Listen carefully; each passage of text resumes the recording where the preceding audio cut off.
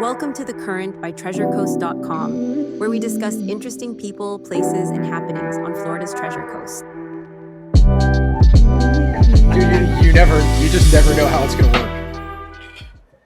Yep. Yeah. Well, cool. Well, hey, Derreck, I appreciate you being on, man. I know, I've been following a lot of these different elections on the Treasure Coast, certainly City of Stuart, and you've got your campaign, I'm sure, is in full swing now. Do you want to talk a little bit about yourself, your background, and your campaign? Yeah, I'm a single dad. I live here in the city of Stuart. I grew up in Jupiter, and I moved up here to start my family about 20 some odd years ago. My daughter is 7, so I moved to Martin County, but my daughter is 4th generation Martin County. Her great grandfather actually was a ranch hand on Bill Matheson's ranch. It's kind of a funny connection between the families, and that's of course who I'm running against is Merritt Matheson. So the issues that I'm running on are slow development, but actually, and I'm not words have been put in my mouth about like no zoning changes, which is insane, or no growth. There's never going to be no growth. It's not possible to do that. Stuart's going to grow naturally. We just have to stop encouraging it and rubber stamping approvals like there's no tomorrow. My goal is to keep Stuart and to maintain the character of our city, keep our rivers clean.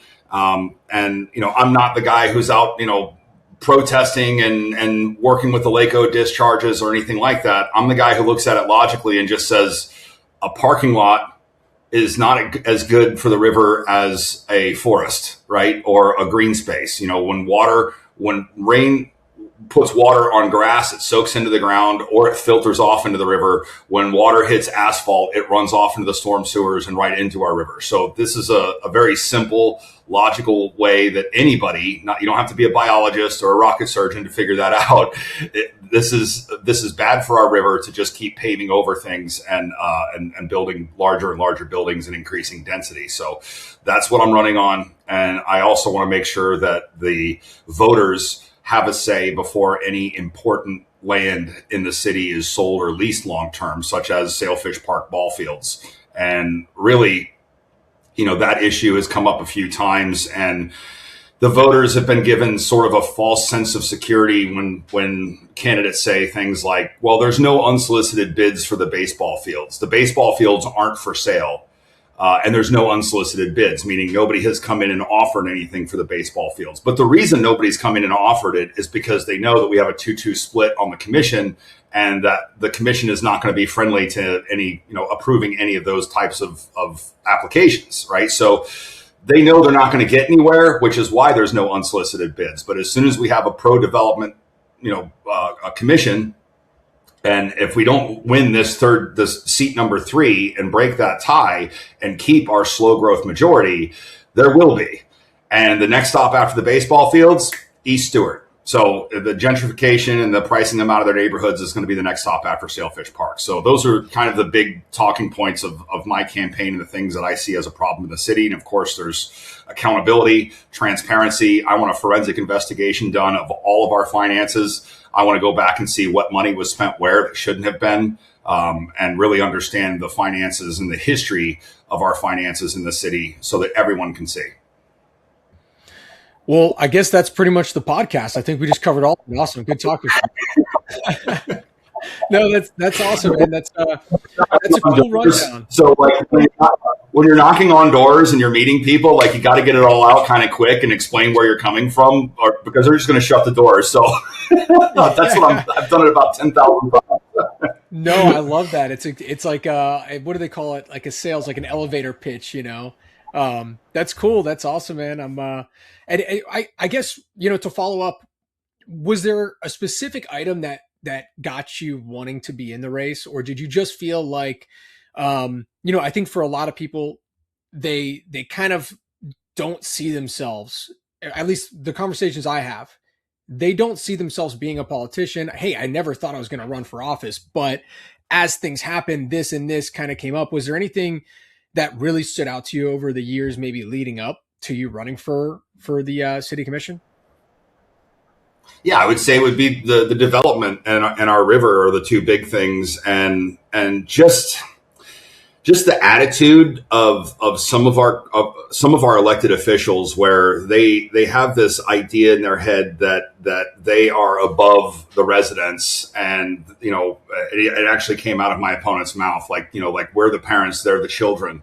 And I'm like, this is not how government's supposed to work. This is not how things are done in the United States anyway, where you're in charge and then we have to come in and ask you for permission, right? And the fact that you can't even say a commissioner's name in public comment when you're talking about how they voted without them calling point of order and saying, you can't say my name, you can't say my name. Like, how is that? How are you putting accountability and transparency on your mailers and on your signs and running on this, and then not allowing people to recount what your votes were in public comment, right? So, that sort of thing, rubs me the wrong way. And then when I found out that, people were going to run against my opponent, and then I think two of them dropped out, and I didn't have a reason to run before, where it was like, okay, well, somebody's going to run.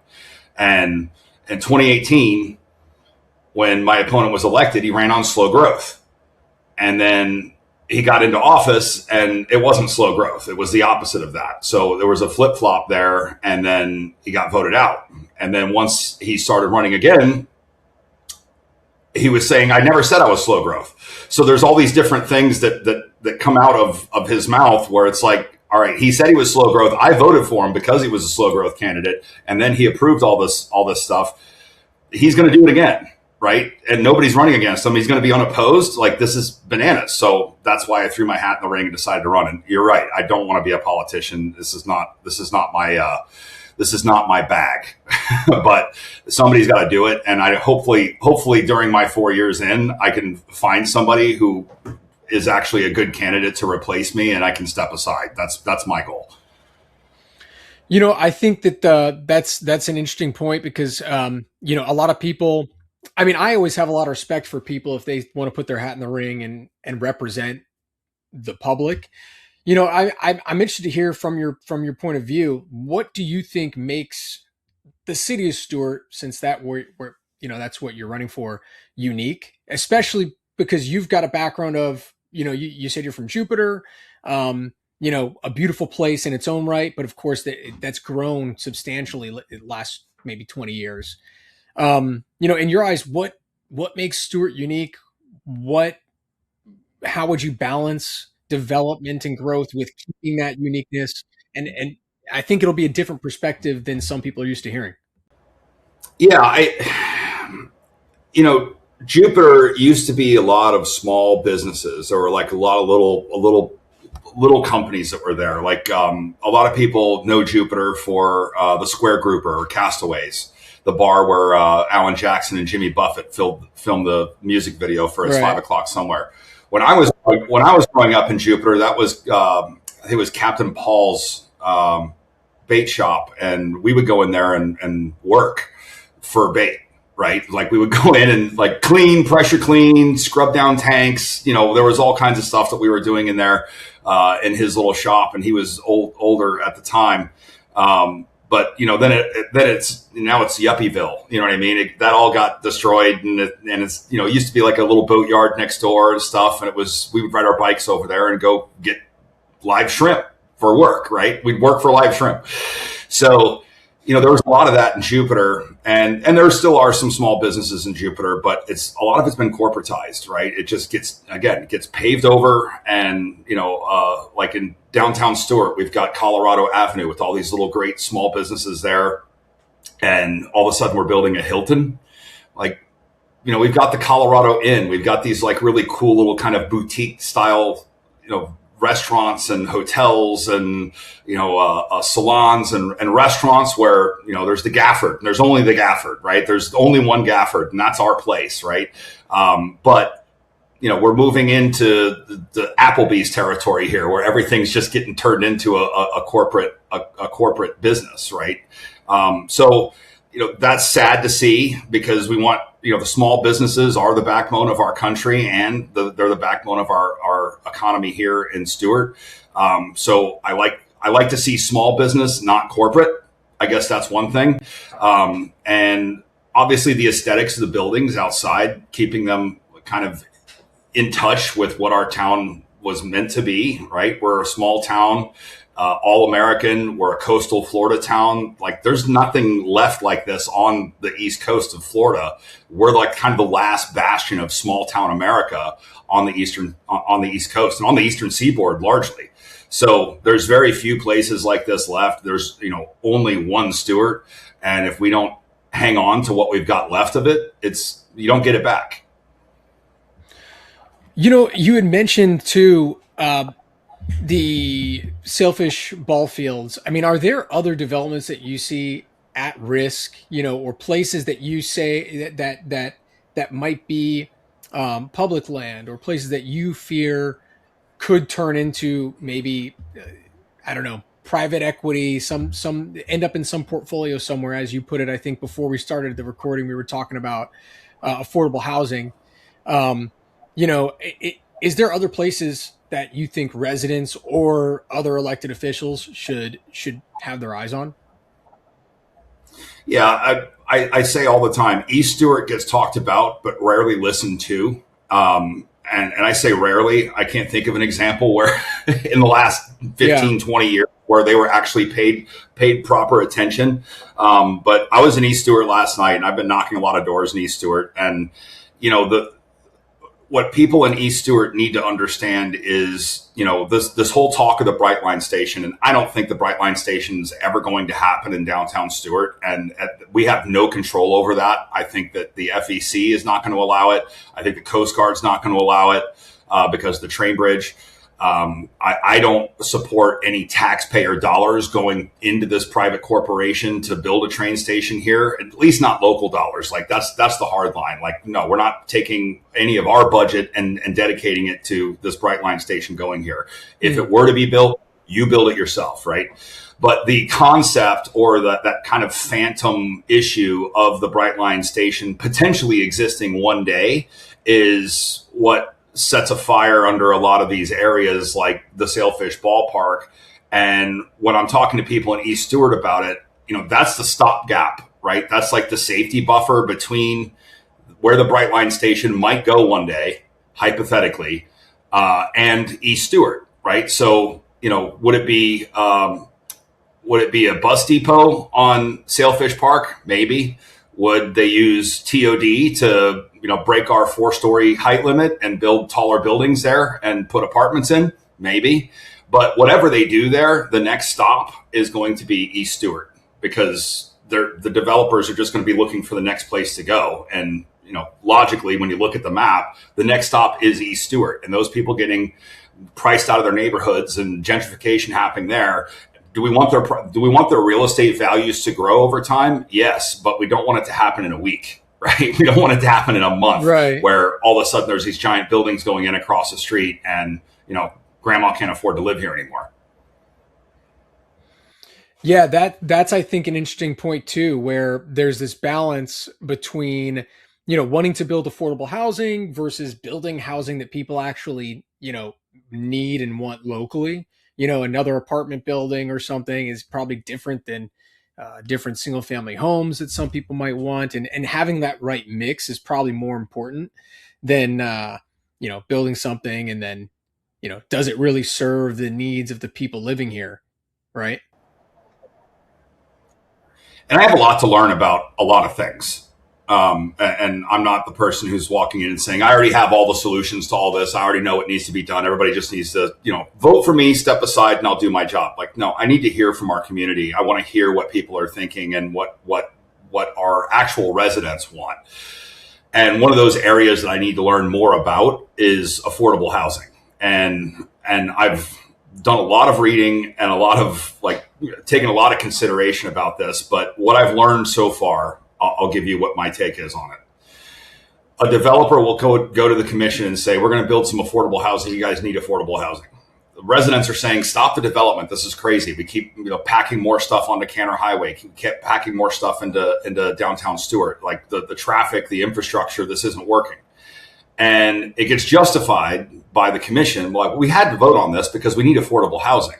right? Well, the developer comes in under the affordable housing banner. They get their approvals, they build their buildings. There is no enforcement after the fact to make sure that they're maintaining affordability after the places have already been built. Those properties end up in some, private equity trust fund somewhere, a fund somewhere, in somebody else's portfolio who doesn't care about Stuart. They don't even probably ever even come here, right? It just ends up in their books, and it's just a number, and they go by market rate. And as far as the affordability goes, even when that's calculated, it's based on the AMI, and it's the median income, and they can go 120% over the median income for the area, which means that even if it was affordable housing under that definition, a school teacher and a fireman can't afford it, even to rent an apartment. So my view on affordable housing is there isn't a solution out right now. And the solutions that do get put in front of us it's just a loophole for a developer to just build more. Like, that's all it's used for. It's not used to actually provide affordable housing. Yeah, sometimes I wonder that too, because I've seen similar situations where, apartments are kind of passed, as you'd put it, as this affordable housing. It's making housing affordable. But the single family home prices just continue to rise, even when the real estate market seems to be in a bit of a lull, to get into a single family home for the average person. And I know, at the city of Stuart level, you're dealing really with the city, and it's going to be hard to influence things like that at a really high level. But it is kind of an interesting thought, because sometimes you wonder, hey, why is this coming up, or what's leading to it? I mean, from your point of view, I know you had mentioned hearing from the residents. How can residents be more involved? How can, from like a commissioner standpoint, can you handle that transparency or trying to relay what's going on to residents? Do you have any ideas in that regard? Yeah, so if you go to our website, savestuart.com, there's a tab at the top that says First 100. And this is my plan for the things that I'm not going to necessarily get done in my first 100 days, but this is what my first 100 days is going to be focused on. And it's protection, leadership, ownership, and transparency. Protection is protecting our character of our city, our river. Leadership is actually showing up and communicating and being honest about things, right? So East Stuart, we were out there last night and people are bringing up issues, and I'm telling them things that they don't necessarily want to hear, right? And that's what leadership is. You need to be honest with the people that you're working for so that they understand your situation and what you need from them in order to do your job and lead them into a successful situation, right? So like, one example would be the East Stuart neighborhood, right? We need to get a solution that's going to make at least 2/3 of that neighborhood happy before the commission can actually go in and support something, right? Because if 1/3 of the neighborhood is speaking up and we support something and we put a solution in place for them, we're going to upset the other 2/3 of the neighborhood, right? So getting everybody together in all these different areas of town, from Potsdam to East Stuart to downtown Stuart, getting everybody kind of unified where we've got a reasonably good solution that we can take to the commission and actually get the commission to support it and make most of us happy, right? So that's the leadership part. The ownership part really covers the authority and the accountability, right? So understanding as a commissioner that this government is owned by our residents. So city property is residents' property. They own it, right? We're responsible to be the stewards of it. We're there to, regulate and make sure that it's taken care of, but we don't own it. Right? It's not our right to just get together, 3 of us on a Monday night and sell the baseball fields, because that doesn't belong to us. So that ownership and that authority needs to be with the voters. The voters should have an opportunity to show up to the polls and vote on whether or not we're going to sell important city land, right? Parks and recreational land for the city, like the baseball fields. And then the last one is transparency. Our mayor, I think it's at least 12 times he's brought up in meetings. I'll have to look. I think it's 15, but it's at least 12 times he's brought up putting the commissioner's emails where they're searchable on the city website, instead of having to go through the whole public records request thing and waiting to get the information. And then the meeting's already happened. The decision's already been made. Like the timeliness of that doesn't work. the residents should know what the commissioners are up to at all times. They should be able to just go on and search it. So he's needed a third vote to make that happen. Sean Reed has been trying to make that happen. Laura Giobbe supports it. They need a third vote. I'm that third vote. Let's get the emails up on the website, right? The next thing I want to do is, and there's a lot of things that we'd have to do as far, we'd have to make it an ordinance before we could actually get it into the city charter. But the goal here is to make this government exposed, transparent to the residents, and not have it set up where another commission could come in and change it later, right? We don't want anything that we do to just be undone later. So making it so that the commissioners that are going out and playing tennis or playing golf or going fishing or having lunch with, these developers, and they're getting wined and dined. Like, we've literally had commissioners at the county tell a developer, like, well, you got to wine and dine me more before I'm ready to support you, right? If you're getting wined and dined by developers or by any person of consequence or entity of consequence, you need to report that to the people that you work for. Like, hey, this person took me to lunch the other day, or hey, I ran into this person at the country club. We ended up having a conversation. It might come up at the commission. I just want to make sure that everybody knows about it. Having that activity log where it's posted, and if you're not sure about something, you're not quite sure whether I should log this or not, just go ahead and log it. Put it out there. Be proactively transparent with the conversations that you're having and the relationships that you're cultivating as a commissioner, because you work for us. So that's the transparency side. These are things that are, and again, people are going to find all kinds of problems with doing this. It's going to be very difficult to track it. That's why we make it an ordinance. We test it out. We make it an ordinance. We have a year and a half until the next ballot comes out. So in 2028, we'll have it all worked out by then, and we can make an amendment to the city charter where it's going to be more difficult to be a commissioner. It's going to be more work to be a commissioner, and you're going to be more transparent proactively. But that's going to be part of the job. That's my goal. Yeah, and I think, to your point, that probably could help local businesses. If the more level playing field it is, I think the more local businesses will succeed. You had brought up small business at the beginning, and I'd written it down as you were talking, because I'm curious, how are there ways that you think you could help bolster local small businesses, especially in places like downtown where,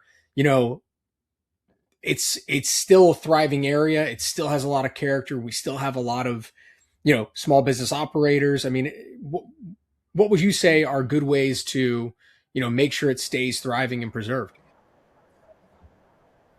Well, there's a couple things that are going on with the business sector in the city of Stuart. One is we keep turning commercial land into multifamily residential. So we have less and less place to build commercial properties. And this ties into the affordable housing too. So the affordable housing and the affordability of living in Stuart isn't just dependent on our real estate values. It's also dependent on our jobs. So the jobs and the money that those jobs are paying out depends on the profitability of our small businesses and the companies that operate here in the city. So if we keep taking up all the space with apartments, we're not going to have any more room left for businesses to come in and open up and actually provide jobs to the city. So our current real estate values are about 5 times what the average annual median income is in the city of Stuart. And that's really the problem. So there's 2 numbers that you're dealing with there. There's income and there's cost, right? The actual cost of living here. So if we can increase the income in Stuart and raise that average, the annual median income, the AMI, if we can raise that, that's going to be done through businesses. It's not going to be done through government. So I get, there's a lot of people that say like, oh, Derreck's anti-business and his opponent's pro-business. I'm like, I own a small business here in Martin County. Like, we've been here since 2009. So I am a small business person. I've worked with a ton of small business people here, handling their IT or compliance, whatever it might be. Like, I know what the issues are with businesses in the city of Stuart and Martin County at large.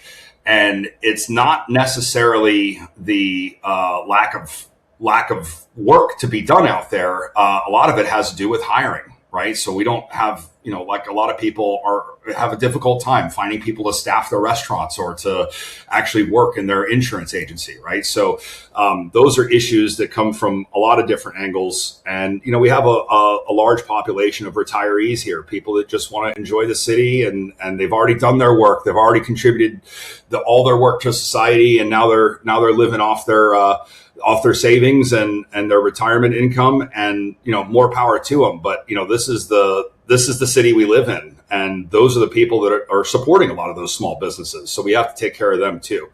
But the small business support system in Martin County, from my view, essentially doesn't exist. I mean, there's organizations that have networking events and things like that. There's SCORE.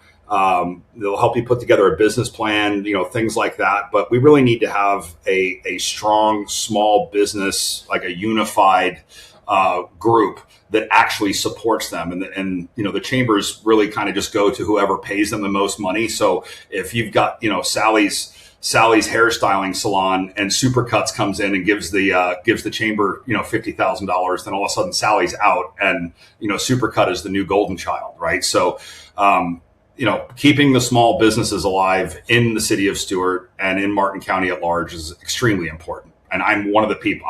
I'm a stakeholder. I'm a shareholder in that, right? I actually own a couple small businesses here in Martin County. Yeah, I appreciate that clarification. But before we wrap up, Derreck, do you want to tell people where they can learn about you, follow your campaign, see what you have going on with? I guess it's coming up on a month, not even until Election Day. Yeah. It's August 18th. Make sure you vote. Early voting is, I think, the 8th through the 15th of August.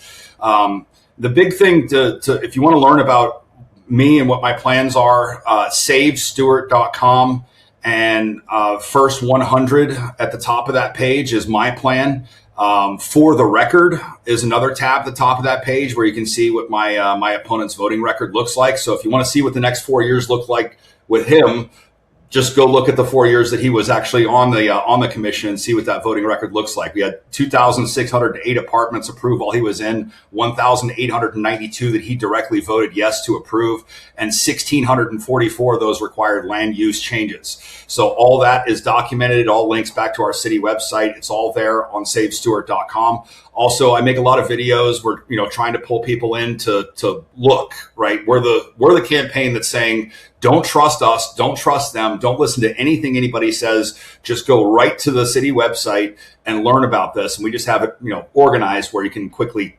kind of go through it and save some time and do it more efficiently and effectively. But we're the campaign that's telling people to look. Don't just take what's on the mailer. Don't just take what's on the sign at its word. Look into this stuff yourself, and you'll see pretty quickly that I am the right candidate for you.